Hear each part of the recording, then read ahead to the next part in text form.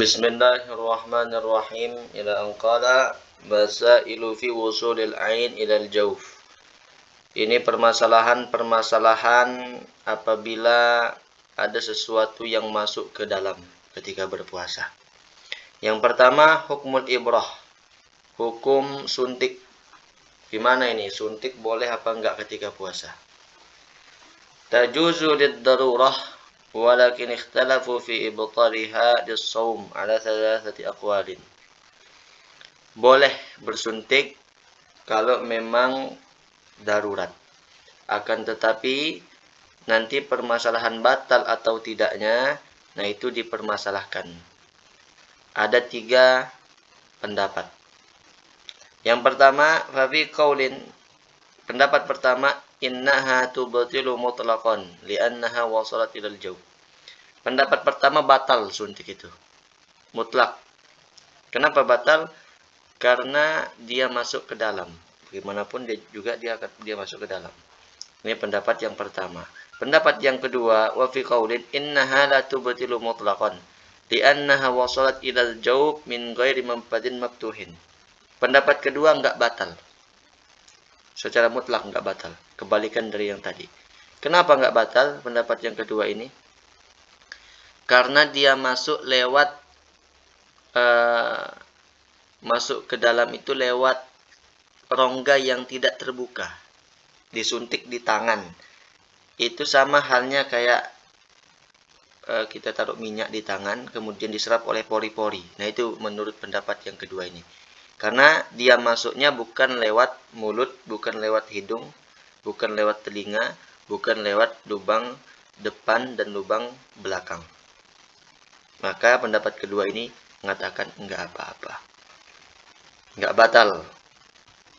Asalkan jangan lewat lubang yang 5 itu. Pendapat ketiga, wa qaulin fihi tafsil wa huwa al-asah idza kanat mughadhdhiyatan fatubtilu as-shaum wa idza kanat ghairu mughadhdhiyatin fananzur. Idza kana fil uruq al-mujawwafah wa hiya al-awridah fatubtil. Wa idza kana fil adal wa hiya al-uruq ghairu mujawwafah fala tubtil. Pendapat yang ketiga. Nah, ini pendapat yang kita bisa ikuti yang ketiga ini, yang asah. Diperinci. Suntik itu batal apa enggak? Apabila suntik itu mengenyangkan, artinya membuat dia bertenaga, lebih bertenaga. Dimasukkan apa mungkin? Maka batal. Kalau ada zat yang membuat dia bisa lebih bertenaga. Bisa membuat dia lebih kenyang. Kalau enggak mengenyangkan, suntik biasa, enggak mengenyangkan. Dilihat, ada 2. Apabila disuntik di urat nadi, urat yang besar, maka batal. Kalau disuntik di urat-urat yang selain urat nadi, nah itu tidak batal. Kalau impus, batal, karena tadi mengenyangkan dia, membuat lebih bertenaga. Kalau suntik ini, jadi kesimpulannya, suntik itu kalau dia mengenyangkan, batal. Kemudian kalau dia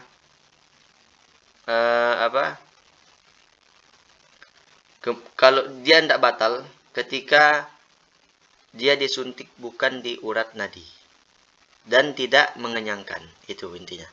Kesimpulannya, suntik tidak batal dengan syarat bukan disuntik di urat nadi, kemudian tidak suntiknya itu membuat mengenyangkan. Hukmun nukhamah wa mithluha al-bulgham fiha tafsil. Hukum nukhamah, dahak itu kan berdahak. Reak kalau mungkin bahasa Jawa orang. Reak itu. Bulgham. Nah, itu hukumnya gimana kalau tertelan nukhamah itu? Koik kalau bahasa di sini tuh koik. Koik gitu kan. Yang pertama, idza wasalat hadda dhahir fabatal'aha batala shaumuhu.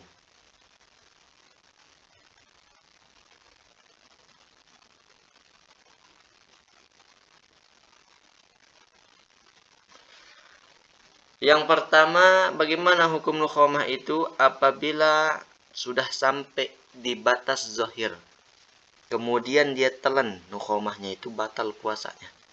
Kalau sudah sampai batas zahirnya, batas zahir nanti dijelaskan di sini. Idza wasalat haddal batin fa batala fala yabtulu shaumuhu. Tapi kalau masih di batas batin, masih agak dalam. Kalau dia sudah agak keluar, seukuran bisa dikeluarkan. Bisa dikeluarkan. Kemudian dia telan batal. Tapi kalau masih di dalam, dia telan enggak batal. Nah, ini penjelasannya. Wa haddu zahir, batas zahir itu apa? Makhraju harfil kha. Kha di situ, kha. Huruf kha, makhraj huruf kha. Kalau sudah sampai di situ bulghamnya atau apa tadi? Nukhomahnya itu, rayaknya itu atau koiknya itu, apa bahasanya? Apa? Dahaknya itu. Kalau sampai di huruf kha, makhrajnya huruf kha, kemudian ditelan, keluar jadi telan, batal. Wa haddul batin makhraju harfil ha. Makhraj huruf ha, lebih dalam lagi. Nah, kalau itu ditelan masih di situ, enggak batal. Faqtulifa fi makhraji harfil ha, fa inda an-Nawawi min haddi dhahir. Fatubtilu as-shaum idza batala'aha ba'da wusuliha ilaihi wa inda ar-rafi'i min haddil batin fala yubtilu btila'uha. Kalau dia sampai di makhraj huruf H, rayaknya itu, ini diperselisihkan. Ada dua pendapat. Menurut Imam Nawawi, batal. Karena itu bagian dari had zahir. Batal kalau dia telan. Kalau menurut Imam Rafi'i, enggak batal. Karena itu bagian masih had batin. Seperti itu. Hukmu batila'ir rik la yufattiru li masyaqqatil ihtirazi minhu bi thalathati syurut. Hukum menelan ludah. Menelan ludah enggak batal puasanya. Kenapa enggak batal? Karena susah kita untuk menghindar untuk menelan ludah, enggak bisa kan. Nah, ini enggak batal menelan ludah dengan 3 syarat tapi. Syaratnya yang pertama baru enggak batal ayyakuna khalisan. Ay safiyan la mukhtalitan bi ghairihi falau ibtala ar-riqa al-mukhtalit binahwi sibghin aw bi ghairihi batala shaumuhu.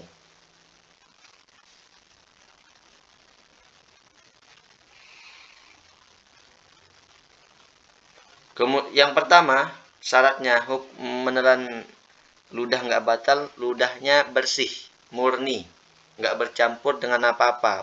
Artinya nggak pada bercampur dengan rasa-rasa, mungkin tadi habis sahur masih ada rasa apa? Rasa makanan-makanan yang dimakan. Nah, itu nggak bisa kalau masih ada rasa-rasanya. Makanya sebelum subuh itu dianjurkan untuk bersih-bersih dulu. Supaya ketika masuk subuh sudah nggak ada rasa-rasa di mulut, apa-apa yang nyangkut. Itu untuk kehati-hatian juga. Nah, itu. Kalau dia menelan ludah yang bercampur dengan seumpama kayak pewarna celupan atau selainnya yang ada rasanya, intinya maka batal puasanya. Yang kedua syaratnya baru boleh ditelan ludah ayyakuna tahiran la mutanajjisan. Ludahnya suci, bukan ludah yang mutanajjis. Misalnya dia habis muntah, kemudian dia meludah sampai 100 kali, sampai terasa nggak ada lagi rasanya. Rasanya pokoknya rasanya sudah nggak ada lagi rasa muntahnya itu. Karena dia sudah meludah 100 kali dia meludah, misalnya. Nah, kemudian dia menelan air ludahnya, air liurnya. Nah, itu batal. Kenapa? Karena mutanajis, karena habis muntah. Makanya kalau habis muntah, keluar muntah, itu harus dibersihkan dengan air. Tidak cukup hanya meludah sampai bersih, walaupun 100 kali. Karena itu muntah itu dari dalam, najis. Mulut terkena menjadi mutanajis. Air liur yang di mulut ditelan kembali, mutanajis, batal puasanya. Kalau seperti itu. Makanya ketika muntah itu dia harus mencucinya dengan air. Tidak cukup kalau dia meludah walaupun sampai bersih ludahnya. Tidak cukup.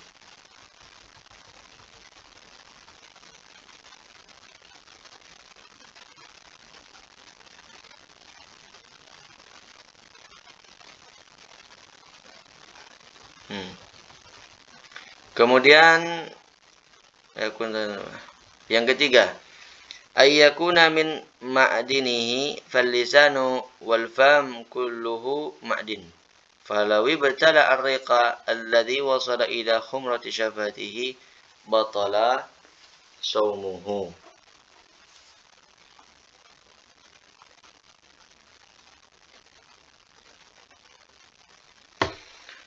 Yang ketiga syaratnya boleh menelan ludah air liur kalau ludah air liurnya itu masih di dalam mulutnya.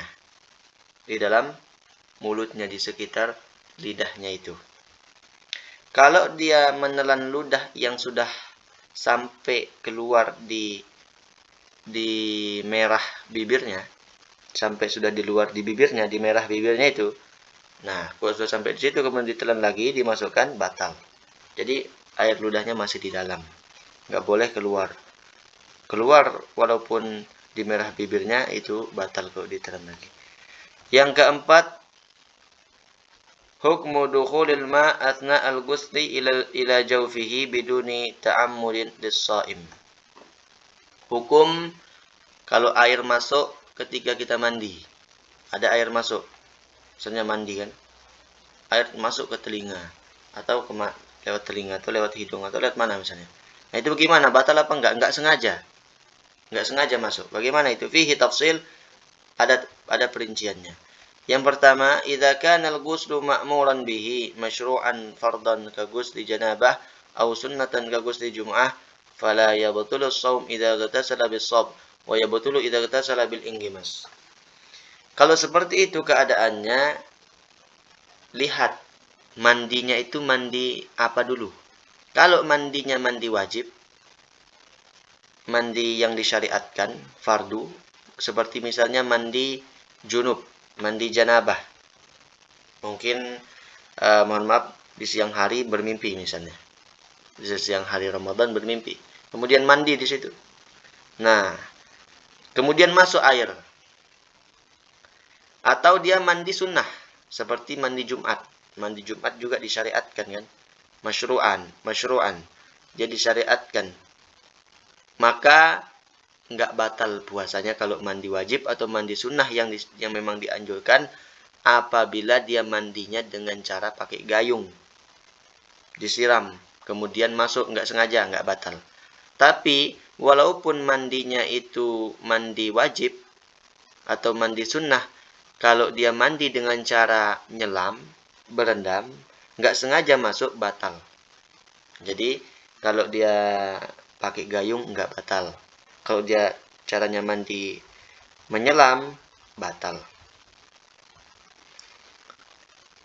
Kemudian yang kedua, idza kana al-ghuslu ghairu ma'murin bihi, ghairu masyru'in, ka ghusli tabarrudin aw tanzifin, fayabtulu as-shaum idza sabaqahu al-ma' wa illam yata'ammad sawa'un aghtasala bis-shab am bil inggimas.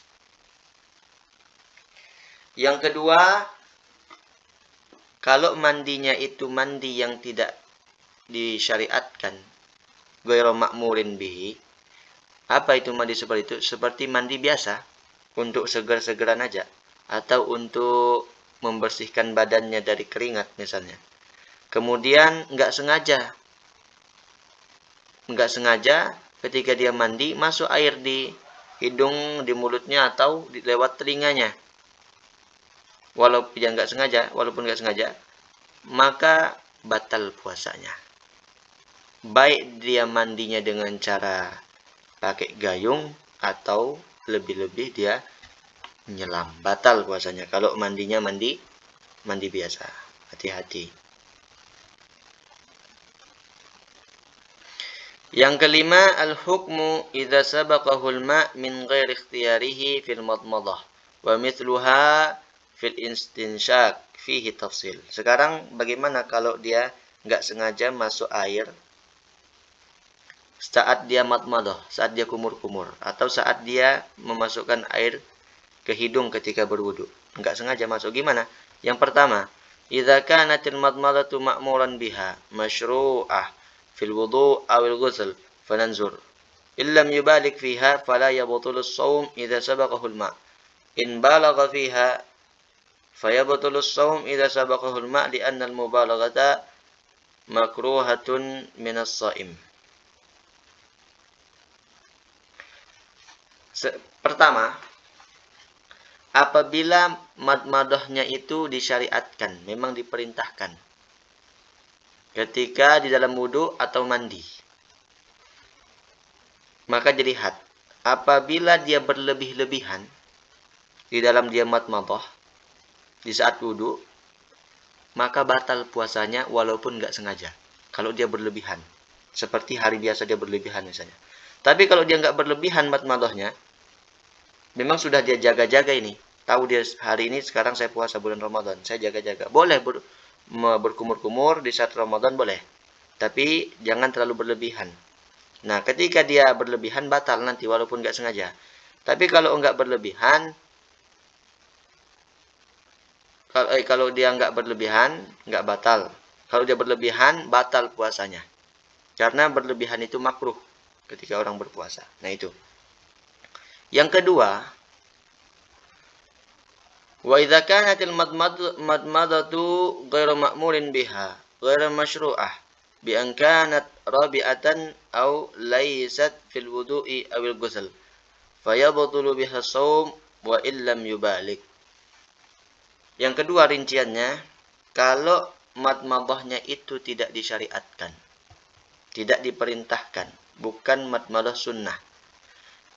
Gambarannya madmadah yang dilakukan waktu keempat kalinya. Kan kita misalnya madmadah basuh muka atau madmadah cuci tangan 3 kali. Nah ini dia madmadah keempat kalinya. Kemudian nggak sengaja masuk air, maka batal. Atau bukan ketika dia wudu. Ini bukan dia wudu ini, lagi main air mungkin. Lagi main air, kemudian nggak sengaja masuk air lewat mulutnya ketika dia madmadah atau istinsyak. Bukan ketika mandi juga. Yang seperti itu batal walaupun dia nggak berlebihan. Al-mufattirus sabi al-istimna. Ini nanti dilanjutkan. Sampai di sini dulu. Allah Subhanahu wa taala a'lam. Nanti sampai di pembatal yang ketujuh adalah istimna. Mengeluarkan mani.